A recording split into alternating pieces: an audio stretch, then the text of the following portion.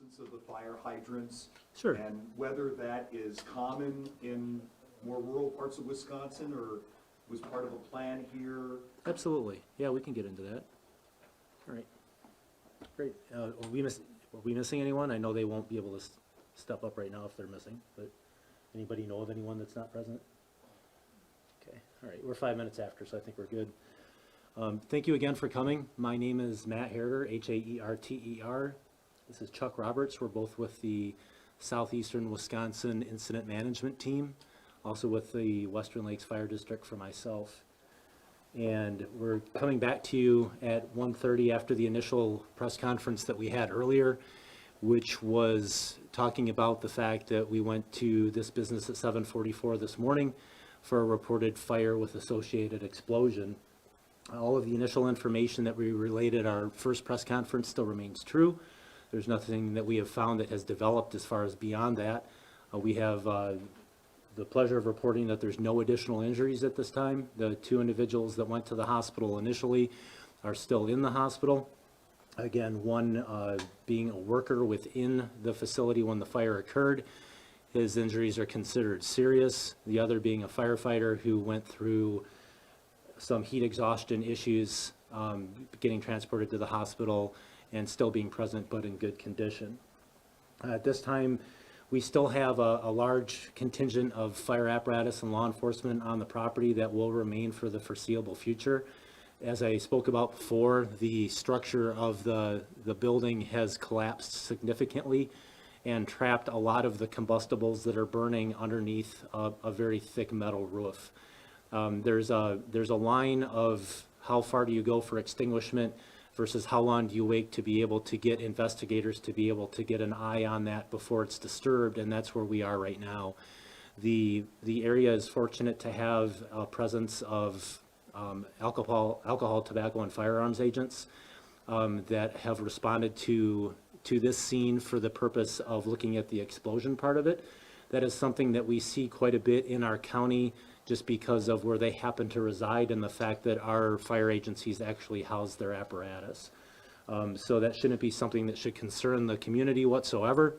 It just so happens that it's a bit easier for us to get those resources present than it is some other ones that are within the state just because of the geography that's involved. They will continue their investigation to the point when we can actually open the building up with excavators. That they are on location now, and that will be something that will happen in the near future. We just can't tell you exactly when. You should have a pretty good eye shot in regards to seeing when that occurs because it'll happen on the side of the building that you were taking pictures of prior. We still have the shelter indoors order in effect that is for a 1 mile circumference. Again, that is not for hazardous materials. It's simply just because of the smoke.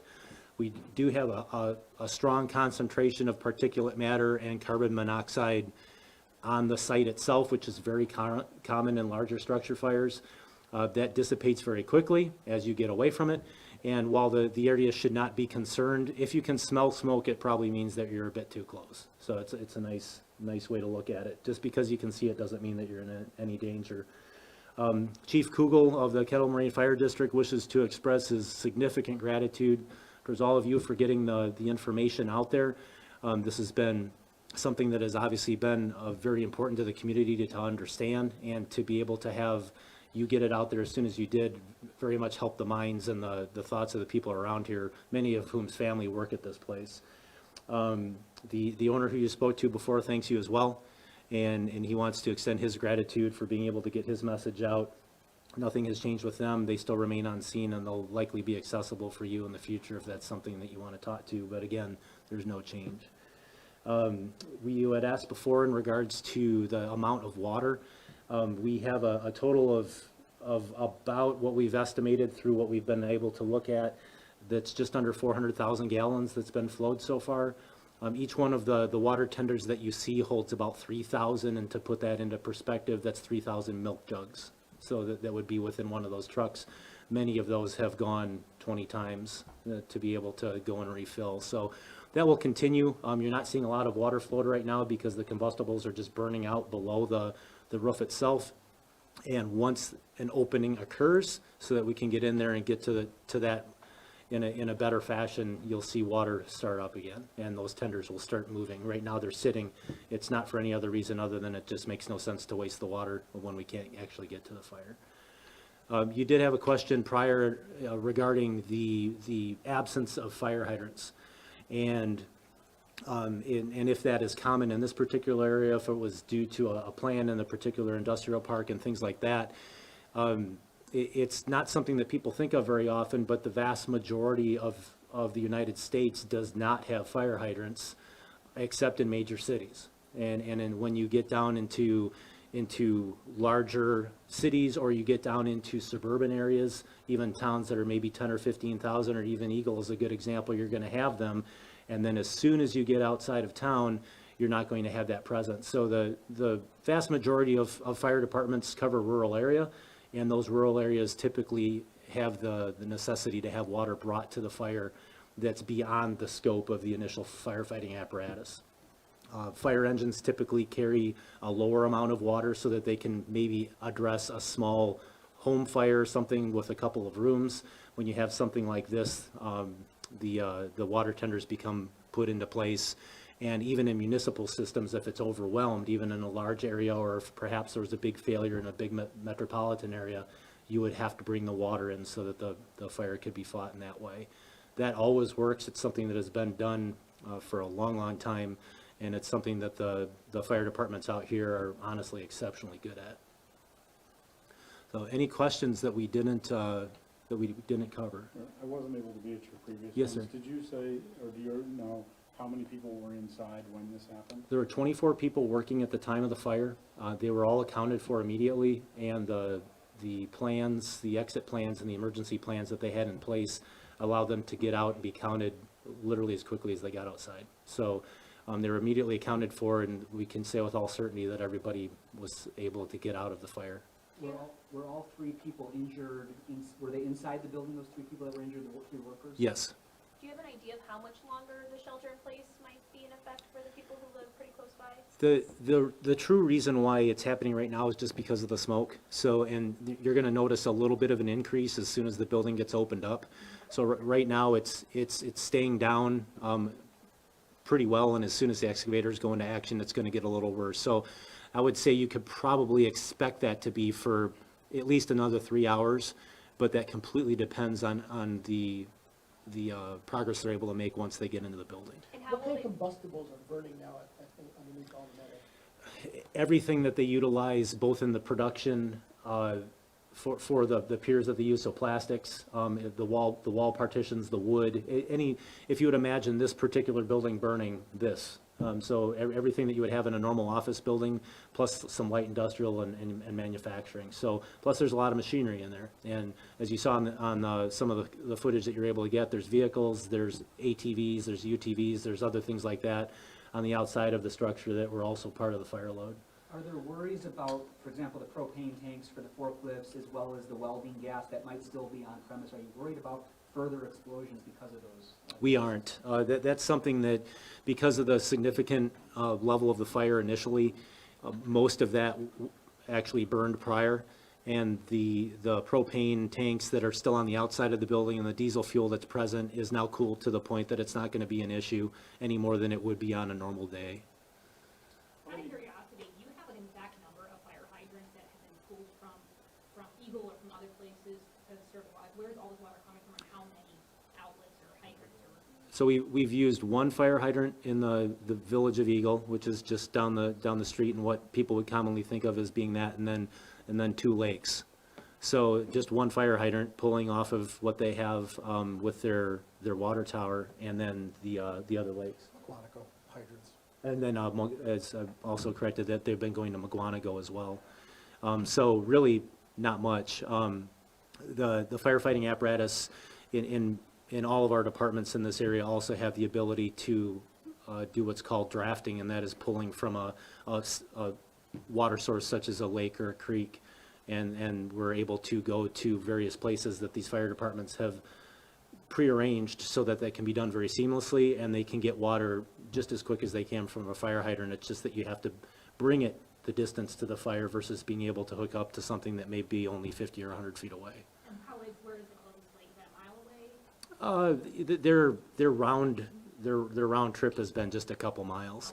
And there's a significant amount of firefighting apparatus here now, so there is no issue in regards to the commute. And one thing that it also allows us to do is that while it's still a very urgent situation, it allows them to get and retrieve the water in a non-emergency way, so that the people who are seeing this firefighting apparatus don't really even know that they're going to a fire anymore, because we have enough of it. And that's to protect the general public on the roadway, as well as it is the people who are responding in the apparatus. And just to clarify, did you say earlier that you're also getting water tanks or tenders from places as far as Kenosha County and Washington County? That is correct. So each fire department has a pre-designated plan for a fire in a particular area. And the pre-designated plan that the Kettle Moraine Fire District had for this particular structure was exhausted because of what was available. And it's under perfect circumstances as well. So everything that is listed as far as fire engines or ladder trucks or chief fire officers that are going to be responding only can come if they can. And these other departments obviously have calls too. So if they're unable to respond, it goes to the next one. And that plan had been exhausted, which is something that commonly happens in instances like this. And then the priority after that is to essentially jump away from the area so that you can get resources that aren't affected, because it's certainly very possible that something else like this can happen in our vicinity, and then we're not going to have the resources needed to respond to that. So The fact that they're coming from like an hour away. Exactly. Is not unusual. it is not unusual at all, and it's done to proactively address the possibility of other emergencies occurring. We can obviously get other resources far closer, but it is in no way, it's not like we had to wait an hour for more fire apparatus. We already had enough, but we also have to respect the fact that we have people working extremely hard in high humidity and high heat, and also the apparatus itself, which is mechanical and certainly can fail if we're pushing its limits. Can you explain one more time the role of the ATF here on scene? What are they investigating? What's their purpose? So they're functioning as an adjunct and an assistant to the fire district, simply for the point of fire investigation. They're a resource that we have available to us because they're in the area. And like I said before, they have a 15-minute response time because of where they happen to live and where the agents are, versus some of the fire investigative resources that we may utilize that could come from Madison or further.